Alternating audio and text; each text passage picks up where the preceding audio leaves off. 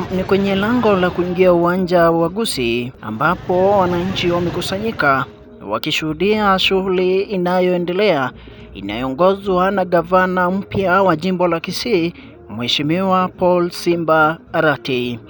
Kwa mara nyingine amegonga vichwa vya habari kwa shughuli ambayo ameanza siku ya leo kubaini ni yupi na ni nani anayehudumu katika serikali ya kaunti.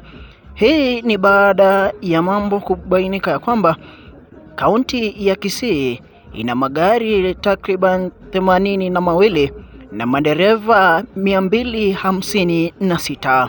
Ni swala lililoleta utata katika ofisi za kaunti hiyo na kwenye vichwa vya wananchi waliowapigia kura watangulizi wake kwenye serikali hiyo.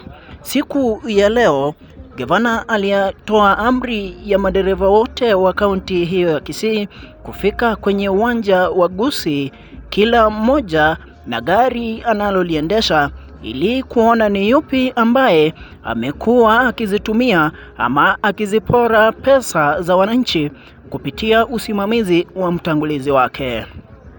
Akiongea katika uwanja wa Gusii, amewarai madereva wote wasiwe na wasiwasi ikiwa walipata kazi kwa njia ambayo si ya uongo. Hadi tukiondoka hewani, maafisa katika kaunti ya Kisii walikuwa na shughuli kubwa ya kunakili ama kuchukua rekodi ya magari yote yalivyokuwa yakifika kwenye uwanja huo na rekodi za madereva.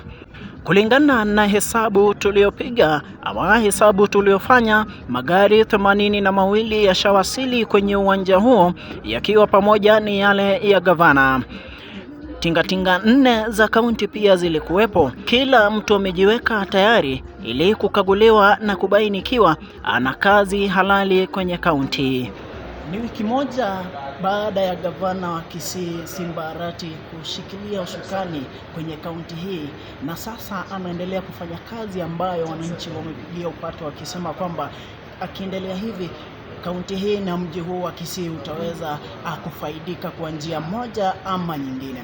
Hivi sasa ni shughuli ambayo inaendelea katika uwanja wa Gusii. Magari yote ya kaunti yameweza kufikishwa hapa, kisha anakagua mmoja baada ya mwingine akichukua rekodi na kujua kwamba ni yupi ambaye analiendesha gari lipi. Nimekuwa wako Nyabende the President nikikuletea habari kutoka uwanja wa Kisii.